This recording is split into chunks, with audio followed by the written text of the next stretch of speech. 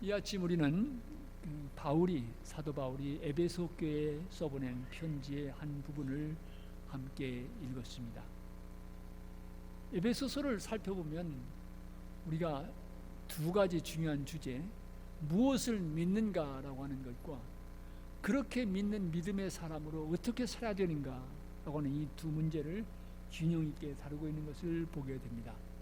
성서를 연구하는 사람들은 1장부터 3장까지가 무엇을 믿는가라고 하는 교리 혹은 복음의 내용을 다룬다고 하면 4장부터 6장은 그렇게 믿는 사람이 어떻게 살아야 되는가, 윤리의 문제, 삶의 문제를 다룬다고 봅니다.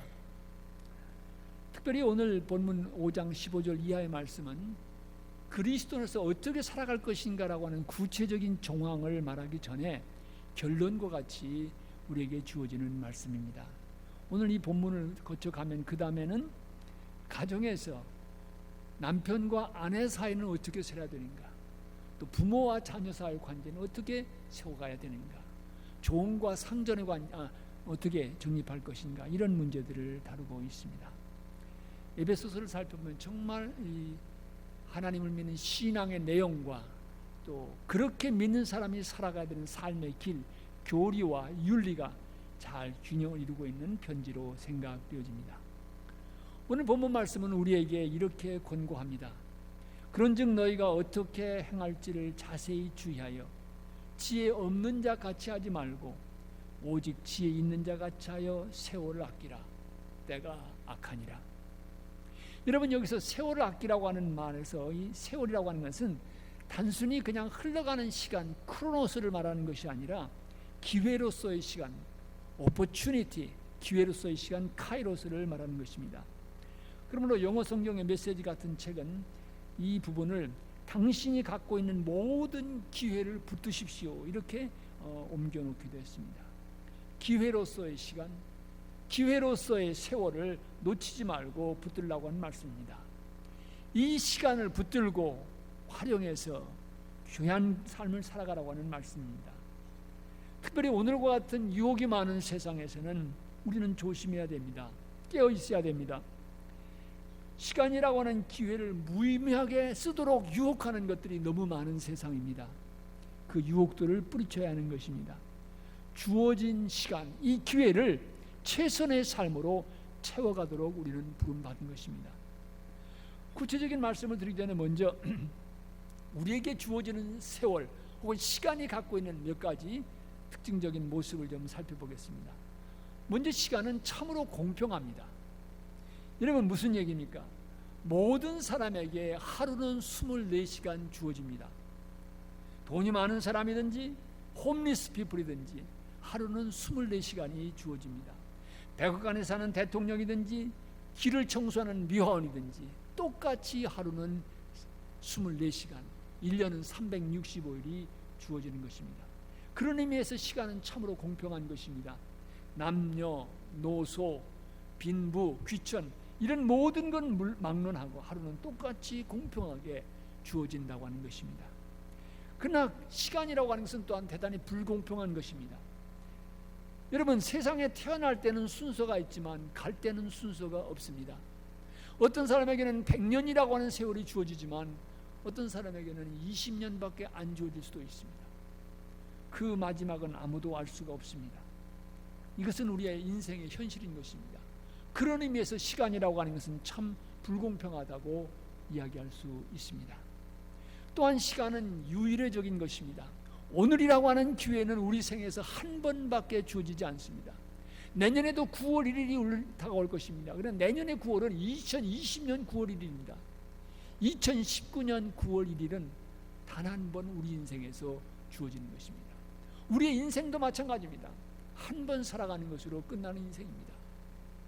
유일적인 것이 우리에게 주어지는 시간의 또 다른 모습입니다. 그리고 시간이라고 하는 기회는 영원히 주어지지 않습니다. 영원히 계속되지 않습니다. 이 땅에서 우리의 삶이라고 하는 것은 분명히 한계가 있습니다. 끝이 있습니다. 그런데 그 끝은 우리에게 감추어져 있습니다. 언제 우리 인생이라고 하는 기회가 끝날지 알 수가 없다고 하는 것입니다. 참으로 불확실한 것이 우리의 인생이요, 우리에게 주어지는 시간의 모습입니다. 어리석은 부자의 비유처럼 사람들은 오래 영원히 살 것처럼 더 많이 벌고 더 큰 집을 짓고 그렇게 살자고 이야기하지만 우리 인생의 마지막 순간은 불현듯이 언제라도 찾아올 수 있는 것이 우리 인생의 현실인 것입니다. 종말은 예기치 않을 때 우리 인생을 기습적으로 습격해 찾아올 수 있습니다. 이런 특징들, 공평하면서도 불공평하고 한 번 주어지면서도 불시에 끝나게 되는 이 시간이라고 하는 세월을 우리는 어떻게 붙들 수가 있습니까? 어떻게 하면 우리는 세월을 허송하지 않고 지혜롭게 인생을 살아갈 수가 있습니까? 인생이라고 하는 이 기회를 붙들고 어떻게 하면 우리는 가치 있게 뜻 있게 살아갈 수 있겠습니까? 먼저 드리고 싶은 말씀이 있습니다. 인생이라는 기회를 바로 쓰기 위해서 무엇보다도 먼저 우리에게 필요한 것을 오늘 본문 말씀은 이렇게 이야기합니다. 그러므로 어리석은 자가 되지 말고 오직 주의 뜻이 무엇인지 이해하라. 시간을 바로 쓰려고 하면 무엇보다도 먼저 우리에게 필요한 것은 주님의 뜻을 이해하는 것이라고 하는 말씀입니다. 주님의 뜻을 깨달아야 인생이라고 하는 이 기회를 바로 살아갈 수 있다고 하는 것입니다. 여러분, 시간이라고 하는 기회가 주님의 뜻을 이해하는 것과 무슨 관계가 있습니까? 세월을 허송하지 않으려면 왜 주님의 뜻을 우리가 깨달아야 합니까?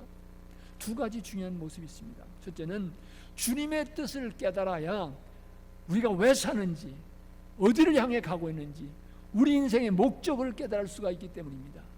어디로 가는지도 모르고 그냥 세월 따라 살아간다고 하면 우리는 인생을 붙들 수가 없습니다. 주어지는 시간이라고 하는 기회를 바로 사용할 수가 없습니다. 그런 의미에서 우리가 가는 걸음 목적을 분명히 한다는 의미에서 주님의 뜻을 이해하는 것은 요청됩니다. 두 번째로 중요한 것은 주님의 뜻이 중요한 이유가 있습니다. 그것은 여러분, 시간이라고 하는 것을 쓸 수 있는 우선순위를 우리에게 일깨워주기 때문입니다. 우리 인생에 하고 싶은 일 다 하려고 하면 200년의 세월이 주어져도 모자랄 것입니다. 인생은 유한하게 주어집니다. 얼마가 주어질지도 모릅니다.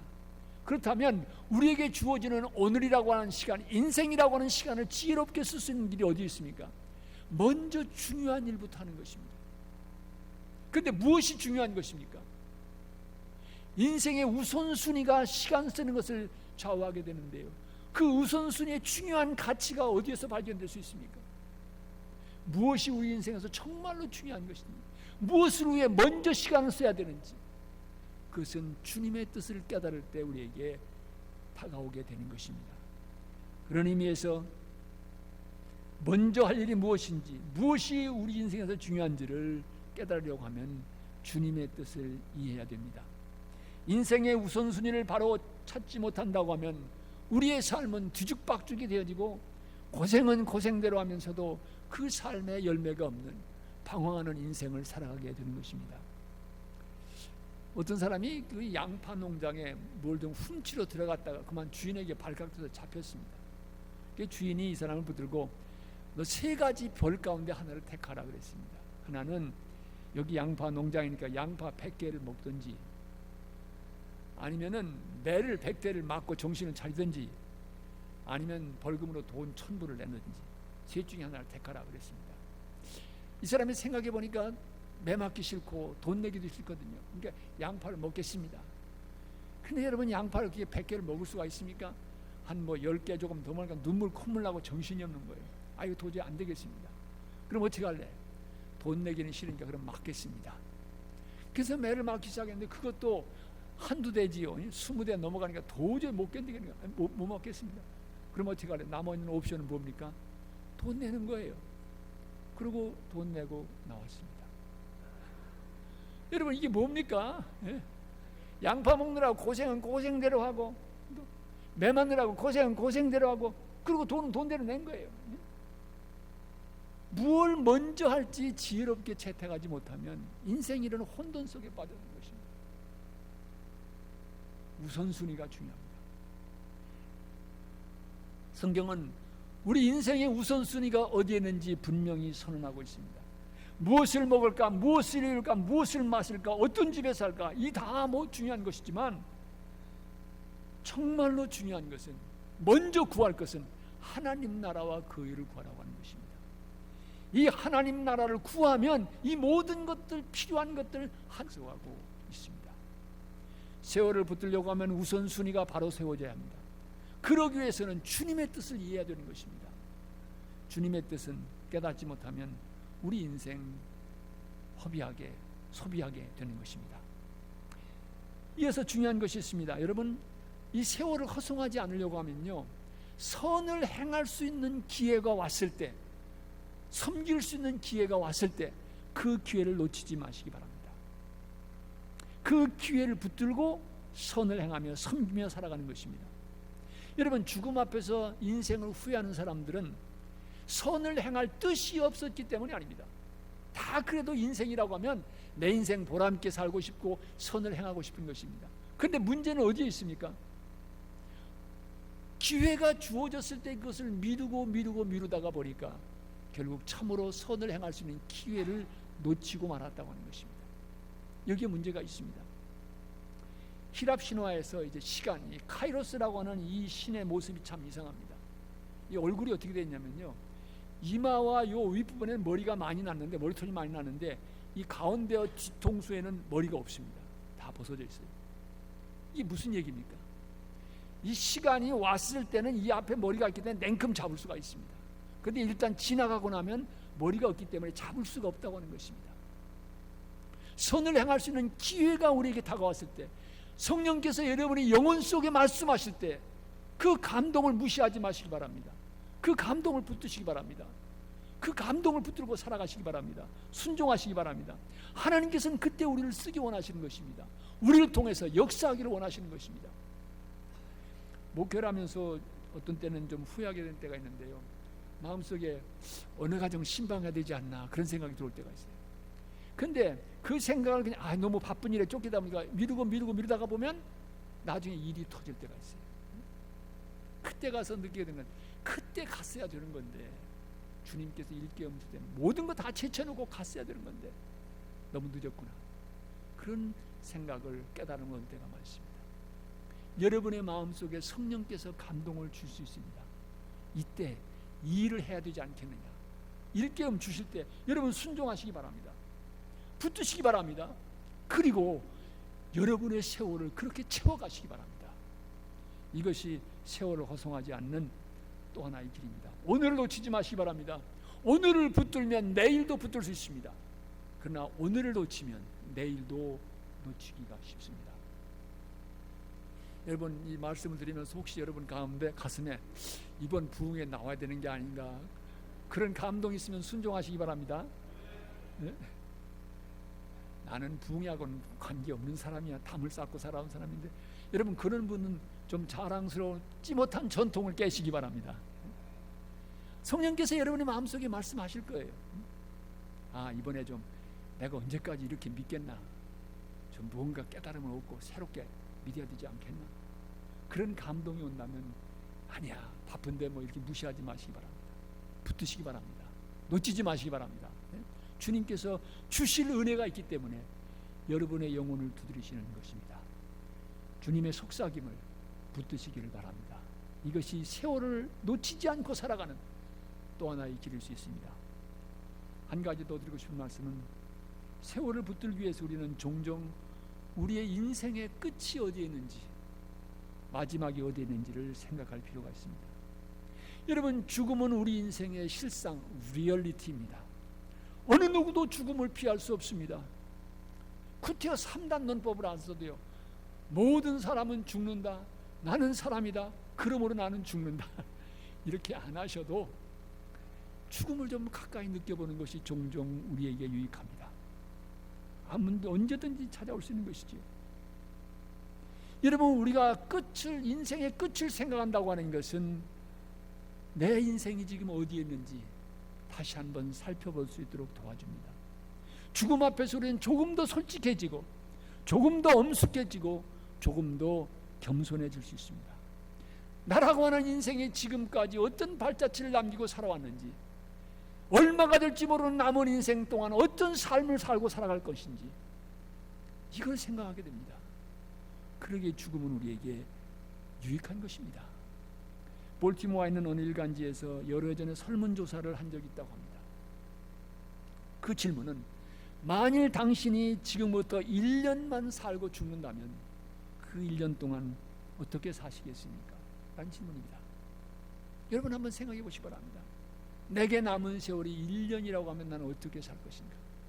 수백 명의 독자들이 응답을 해왔는데요, 그 응답 가운데서 세이빙 어카운트를 조금 더 늘리고 싶습니다, 집을 더 큰 집으로 옮기고 싶습니다, 물질적인 희망을 말하는 사람은 하나도 없었다고 하는 것입니다. 대부분의 사람들이 남은 세월이 1년밖에 안 된다고 하면 더 많이 도움을 베풀고 싶습니다, 더 많이 미소를 나누고 싶습니다, 더 많이 사랑하고 이 세상을 살만한 세상 바꾸는 데 참여하고 싶습니다. 이렇게 대답했다고 하는 것입니다. 인생의 유한성, 시간의 끝이라고 하는 것을 보게 되면, 죽음을 생각하게 되면 우리의 인생은 달라질 수 있습니다. 뜻 있는 삶을 살고자 하는 노력을 시작할 수가 있습니다. 종종 한국에서 이제 그 죽음을 생각하는 클래스를 열 때가 있습니다. 근데 대개 보면 그 클래스 가운데 한 과정은 뭐냐면요, 조금 여러분 어떻게 느낄지 모르겠습니다만은 이 관 속에 한번 들어가 보는 겁니다. 다 죽음이 어떤 건지 다 하고 죽음에 대한 준비를 하고 그다음에 들어가는 거예요. 한 사람씩 들어가서 관 뚜껑이 쾅 닫히며 어둠이 찾아오게 될 때, 내 인생의 그날 나는 어디에 있을 것인가? 이제 얼마가 될지 모르는 삶이지만 내 인생을 어떻게 마감할 것인가?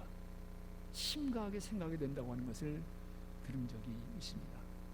그러기에 성경 전도서 기자는 7장 4절에서 이렇게 말합니다. 지혜로운 사람의 마음은 초상집에 가 있고 어리석은 사람의 마음은 잔치집에 가 있다. 초상집을 생각하는 지혜가 우리에게 필요하다는 말씀입니다. 또 많이 알려지는 말 가운데 메멘토 모리라고 하는 말이 있습니다. 라틴어인데요, 이 말의 의미는 너 자신의 죽음을 기억하라, 혹은 너는 반드시 내 죽는다고 하는 것을 기억하라, 그런 말입니다. 이 말에 생긴 어원을 보면요, 로마 시대에 그 전쟁에서 이긴 장군들이 와서 승전거를 울리면서 시가행전을 할 때, 그런 화려한 승전과 시가행전 이면에 노예들이 뒤에서 소리쳤다고 하는 것입니다. 메멘토 모리, 메멘토 모리. 그 말은 당신이 지금 화려하게 여기 지금 걷고 있지만 죽음이 있다는 것을 잊지 마십시오 라고 하는 겸손을 일깨우는 말이었다고 하는 것입니다. 메멘토 모리. 우리도 우리 자신의 죽음을 기억할 필요가 있습니다. 언젠가는 찾아오는 우리 인생의 실상이기 때문입니다. 이 죽음을 의식하게 될 때 두려움을 넘어서서, 두려움이 아니라 주님, 이제 남은 세월 어떻게 살아야 되겠습니까? 시간이라고 하는 모래바위에 어떤 발자취를 남기고 나는 갈 것입니까? 도와주십시오 하면서 인생을 생각하고 새롭게 시작할 수가 있는 것입니다. 사랑하는 성도 여러분, 한 번 살아가는 인생입니다. 뜻 있게 살아야 하지 않겠습니까? 후회함이 없이 살아야 되지 않겠습니까? 주님 앞에 서서 인생 결선하게 될 때 착하고 충성된 종아, 수고했다, 내 잔치자리에 참여하라, 이 주님의 음성을 들을 수 있도록 그렇게 살아야 하지 않겠습니까? 우리 모두 주님의 뜻을 붙들고 오늘을 붙드십시다. 오늘을 뜻 있는 삶으로 채워가십시다. 오늘을 주님 앞에서 값있게 살아가십시다. 널리 알려진 토마스 칼라일의 오늘이라고 하는 시를 여러분과 함께 나누면서 제 설교를 드립니다. 푸르른 새날이 밝아오느나 생각하여라 그대여, 오늘을 헛되이 보내려는가. 이날은 영혼으로부터 와서 밤이 되면 영혼으로 돌아가리라. 이날은 미리 본 눈이 없고 어느 틈엔가 모든 눈에서 사라져 버린다. 푸르른 새날이 밝아온다. 생각하여라 그대여, 오늘을 허비하려는가. 아멘. 여러분, 세월을 아끼는 우리의 신앙의 고백을 담아서 응답의 찬송 우리 같이 부르십시다. 찬송가 500